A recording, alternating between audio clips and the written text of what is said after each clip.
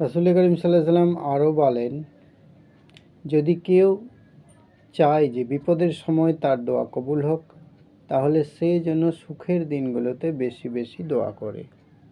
আর যে দোয়া রাসূল করিম সাল্লাল্লাহু আলাইহি সাল্লাম বেশি বেশি করতে বলেছেন রোজার দিনে, সেই দোয়াটি হলো আল্লাহুম্মা ইন্না নাসআলুকাল জান্নাতা ওয়া নাউযু বিকা মিনান নার, যার অর্থ হলো, হে আল্লাহ, আপনি আমাকে জান্নাত দান করুন এবং জাহান্নাম থেকে রক্ষা করুন। Welcome my channel. আসসালামু আলাইকুম। রমজানে যে দোয়া বেশি বেশি পড়তে বলেছেন নবীজি। দোয়া একটি স্বতন্ত্র ইবাদত।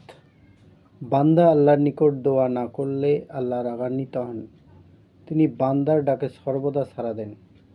আল্লাহ কোরআনে বলেন, তোমরা আমাকে ডাকো, আমি তোমাদের ডাকে সাড়া দেব। আল্লাহুম্মা ইন্নি নাসআলুকাল জান্নাতা ওয়া নাউযু বিকা মিনান নার, অর্থ, হে আল্লাহ, আপনি আমাকে জান্নাত দান করেন এবং জাহান্নাম থেকে রক্ষা করেন। হযরত আবু হুরায়রা রাদিয়াল্লাহু আনহু থেকে বর্ণিত, নবী সাল্লাল্লাহু আলাইহি ওয়াসাল্লাম বলেছেন, তোমাদের প্রত্যেক ব্যক্তির দোয়া কবুল হয় যদি সে তাড়াহুড়া না করে আর বলে যে আমি দোয়া করলাম কিন্তু আমার দোয়া তো কবুল হলো না।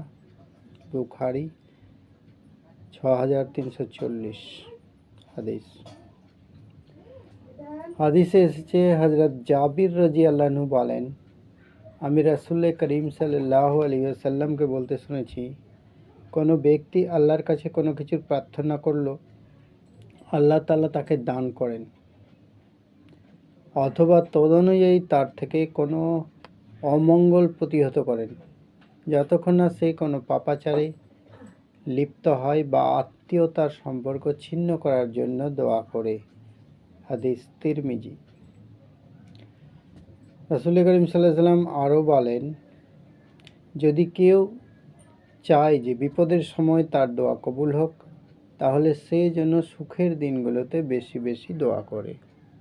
আর যে দোয়া রাসূল করিম সাল্লাল্লাহু আলাইহি সাল্লাম বেশি বেশি করতে বলেছেন রোজার দিনে, সেই দোয়াটি হলো আল্লাহুম্মা ইন্না নাসআলুকাল জান্নাতা ওয়া নাউযু বিকা মিনান নার, যার অর্থ হলো, হে আল্লাহ, আপনি আমাকে জান্নাত দান করুন এবং জাহান্নাম থেকে রক্ষা করুন।